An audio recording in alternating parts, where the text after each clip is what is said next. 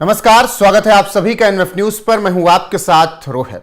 24 नवंबर 2024 को संभल में मस्जिद के सर्वे के विरोध में जिस तरीके से बवाल काटा गया, उसके बाद से ही संभल अब नया सवेरा देख रहा है, क्योंकि योगी सरकार ने उसके बाद से संभल पर नजर टेढ़ी भी कर ली है और एक तरीके से कह सकते हैं कि नए संभल को बनाने की तैयारी भी कर ली है और इसीलिए लगातार खुदाई चल रही है। लेकिन 24 नवंबर 2024 को जो सर्वे के विरोध में बवाल हुआ, उसके पीछे मास्टरमाइंड कौन था, साजिश कहां रची गई, अब एक नाम निकलकर सामने आ रहा है, दावा किया जा रहा है फिलहाल। तो ऐसे में पंकज प्रसून जैसे ही पूरा विस्तार से समझेंगे कि मामला क्या है और किस तरीके से शारिक साठा ये कौन है, कहां से नाम आ रहा है, किस तरीके से कनेक्शन जुड़ रहा है संभल से इसका। पंकज जी समझाइएगा थोड़ा। देखिए रोहित, पिछले कई वीडियोस में हमने कुछ बातें बताई थी संभल हिंसा से जुड़ी हुई। एक बात हमने ये बताई थी कि हिंसा के ठीक पहले बहुत सारे व्हाट्सएप ग्रुप बनाए गए थे और इन व्हाट्सएप ग्रुप से लोगों को जोड़ा गया था। और जिस दिन हिंसा हुई थी उस वक्त इन्हीं व्हाट्सएप ग्रुप से मैसेज भेजकर उन्हें बुलाया गया था और उसके बाद जो पत्थरबाजी हुई, हिंसा हुई, सबने देखी। ठीक, किसने ग्रुप क्रिएट किया था, किसने लोगों को जोड़ा था और किसने बुलाया था, उनकी पहचान हो गई है। दूसरी महत्वपूर्ण खबर हमने ये बताई थी कि संभल हिंसा में कोई बाहरी हाथ था। मतलब बाहर, मतलब भारत के भी बाहर। इसमें आईएसआई का नाम आ रहा था, दाऊद गैंग का नाम आ रहा था और पाकिस्तानी हथियार और उसके खोखे वगैरह बरामद हुए थे। जहां पे फायरिंग हुई थी ना, जो पुलिस पे आरोप लगा था, तो वहीं पे फायरिंग के पास नाली में पाकिस्तानी खोखे बरामद हुए थे, मेड इन पाकिस्तान। तब पुलिस को यह शक हुआ कि आखिर ये आया कहां से। उसके बाद और तहकीकात की गई तो एक जो महत्वपूर्ण खबर लगी है कि दुबई में कोई शारिक साठा है, वो रहता है। वो क्या करता था कि गाड़ियां उठाने का काम करता, चोरी का काम करता था, गाड़ी चोरी का काम। और उसके गैंग में सैकड़ों लोग यहां काम करते थे। अच्छा, वो संभल का ही बताया जा रहा है, दुबई में रहता है? हाँ, नहीं, संभल के दीपासराय का वो रहने वाला था। ठीक। और वो क्या था कि अंतरराज्यीय गाड़ी चोर गिरोह का सरगना था। और हर राज्य में उसके कुछ जो गुर्गे थे वो गाड़ी उठाते थे और नेपाल के रास्ते इंटरनेशनल मार्केट में बेचते थे। और स्वयं रहता था संभल में। लेकिन दिल्ली में जितनी गाड़ियां चोरी हो, उत्तर प्रदेश के अलग अलग शहरों में जितनी चोरी हो, बिहार में जो चोरी हो, देश के अलग अलग बड़े बड़े शहरों में, यहां तक कि बेंगलोर से गाड़ी, हैदराबाद से गाड़ी उठाता था वो, और चोरी करने के बाद वो आता था और नेपाल के रास्ते बेचता था। नेपाल के रास्ते बेचते हुए ही उसका संपर्क हुआ आईएसआई के कुछ लोगों से। नेपाल में आईएसआई के लोग थे और वहां ये चोरी चकारी का सामान बेचता था। उसके बाद क्या हुआ कि भारत की पुलिस ने जब उस पर दबाव डालना शुरू कर दिया और उसकी गिरफ्तारी हो गई और वो दिल्ली के तिहाड़ जेल में भेज दिया गया। ठीक। लेकिन वहां से इसे जमानत मिलती है और जमानत मिलने के बाद ये फर्जी पासपोर्ट बनवाता है और फिर नेपाल, और नेपाल के रास्ते फिर दुबई भाग जाता है। अब दुबई में तो ये चला गया, और लेकिन इसके गुर्गे यहां क्या कर रहे थे। अब इसने क्या किया कि नया तरीका इजाद किया। वो दुबई में जाली नोटों का काम करने लगा। मैंने बताया है कि नेपाल में आईएसआई के संपर्क में आ ही गया था। आईएसआई जो फेक करेंसी जो छापती थी नेपाल के रास्ते, इसी के गुर्गे के नेटवर्क के सहारे वो पूरे उत्तर भारत में और भारत के अलग अलग राज्यों में फैलाती थी। और भी बहुत सारे कनेक्शंस थे। जाली नोटों का कारोबार करना इसने शुरू कर दिया। अब कहानी आते हैं संभल पे। कट टू संभल। आरोप यह है, हालांकि पुलिस सूत्रों के हवाले से आरोप यह है कि जिस दिन संभल में हिंसा होनी थी तो संभल में न सिर्फ उससे पहले व्हाट्सएप ग्रुप बनाए गए और हथियार भेजा गया, बल्कि बड़े पैमाने पर फेक करेंसी और वैध करेंसी भी भेजी गई यहां पे। मतलब कि पैसा भी भेजा गया।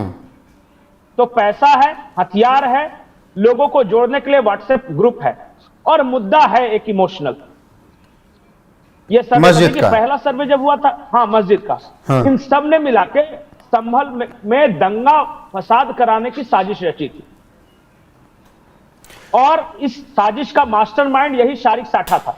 बिल्कुल पंकज जी, लेकिन जब शारिक साठा उसके गुर्गों पर कार्रवाई होना शुरू की गई तो इसी देश में लोग उसके लिए रोने भी लगे। ऐसे लोगों की मानसिकता को वो सपोर्ट करते हैं, तभी तो रो रहे होंगे, तभी तो पैदल जाने के लिए भी तैयार हो जा रहे हैं। नहीं, एक और महत्वपूर्ण बात यह है कि देखिए, ये तो धर्म के नाम पे रोएंगे ही। अभी कल ओवैसी भी रो रहे थे, कि पुलिस चौकी क्यों बनाई गई है वहां पे।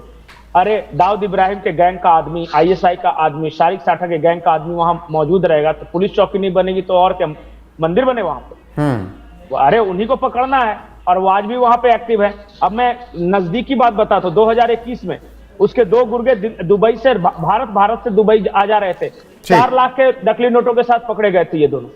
और कई ऐसे इंस्टांसेस हैं और इन्होंने संभल को अपना गुप्त ठिकाना बना के रखा था और वही मुस्लिम बहुल इलाकों में ये रहते थे। इनको पैट्रोनेज है, पॉलिटिकल पैट्रोनेज है ये। और लेकिन ऐसा आरोप है कि वहां लोकल एक नेता है जो कि समाजवादी पार्टी से जुड़े हुए हैं, वो डायरेक्ट संपर्क में शारिक साठा के हैं और इनका जो नेटवर्क है उसको समर्थन देते हैं। जैसे कि कोई लड़का पकड़ा गया तो पुलिस थाने से छुड़वाना हो जाए या पॉलिटिकल अप्रोच लगाना हो जाए, वो करते हैं। पुलिस को उनकी भी तलाश है, पहुंच रही है धीरे धीरे, आप घबराइए नहीं। बिल्कुल, जिस तरीके से संभल में अब हमने शुरुआत में जिक्र किया, आखिरी सवाल इसका जवाब, कि संभल एक नया सवेरा देख रहा है। अब ऐसे गिरोहों का, ऐसे इन सब के गुर्गों का आपको लग रहा है कि इलाज आने वाले वक्त में अच्छे से हो जाएगा? नहीं, एक बात है कि इन्हें दंगा नहीं फैलाना चाहिए था और वो दंगा अपने आप स्वतः नहीं था, ये बिल्कुल वेल प्लान और इसका सब तैयारी पहले से की गई थी। क्योंकि अगर होना होता तो पहले दिन ही सर्वे के विरोध में हो जाता। नहीं, वो तो डे 1 से हर कोई जान रहा था कि ये स्वाभाविक दंगा नहीं है। ऐसा नहीं है कि मुसलमान सर्वे के विरोध में इकट्ठे हुए और पत्थरबाजी शुरू हुई, नहीं।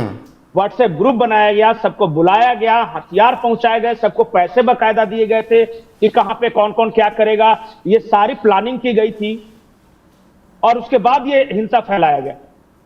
और शारिक साठा गैंग के गुर्गे बकायदा उस हिंसा के दौरान वहां मौजूद थे।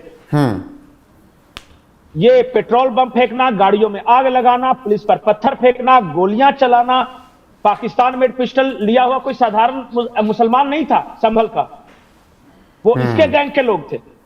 बिल्कुल पंकज जी, इनकी मंशा क्या थी? इनकी मंशा क्या थी कि पुलिस को घेरकर कुछ पुलिसकर्मियों की हत्या करनी है और पूरे संभल को आके हवाले कर गोली तो चला ही थी, आग लगाने की योजना, गोली तो चला ही दी। अब तक कैमरा वहां के अधिकारी बता रहे हैं कि गोली लग गई थी, हम लगड़ा रहे थे, हमको तो बहुत देर बाद इलाज भी मिला क्योंकि हम वहां से हट भी नहीं सकते थे, उतना बैकअप था नहीं, तो हमें डटना पड़ा फील्ड पर, वरना और बवाल हो जाता। ये संभल जामा मस्जिद के बहाने पहले संभल में ये दंगा फैलाते, पुलिसकर्मियों की हत्या करते और फिर उसके प्रतिशोध में इनका मकसद ये था कि उत्तर प्रदेश में किसी तरह दंगे फसाद करवाओ और योगी आदित्यनाथ की सरकार को बदनाम करो। उसके बाद पॉलिटिकल हमले होते और उसके बाद इस सरकार को किस तरह हटा के अपनी मनमाफिक जो फेवरेबल गवर्नमेंट बोलते हैं ना, उसे लाना था। बिल्कुल। और जो जियाउर रहमान बर्ग पे जो कार्रवाई हुई, कुछ सूत्र मिले हैं, अभी मैं हालांकि कह नहीं सकता, लेकिन संभल पुलिस बहुत तेजी से इस पर काम कर रही है। देखिएगा कहीं ना कहीं उनके तार बिल्कुल समाजवादी निश्चित तौर पर समाजवादी ने तार जुड़ेंगे तो उस तार को अंत तक देखा जाएगा कहां से कहां तक जुड़ रहा है। और योगी सरकार और उत्तर प्रदेश का प्रशासन, संभल का प्रशासन इसी बात में लगा हुआ है। फिलहाल यही खबर है सूत्रों के हवाले से, पुलिस सूत्रों के हवाले से, कि आईएसआई दाऊद से जुड़े शारिक साठा का संभल हिंसा से कनेक्शन था, वो मास्टरमाइंड था जो कि दुबई में रहता है। और क्या कुछ करता है पंकज जी ने विस्तार से आपको बता ही दिया। अब आपकी राय क्या है इस खबर पर, इस चर्चा पर, कमेंट में जरूर बताइएगा। बने रहिएगा हमारे साथ। नमस्कार।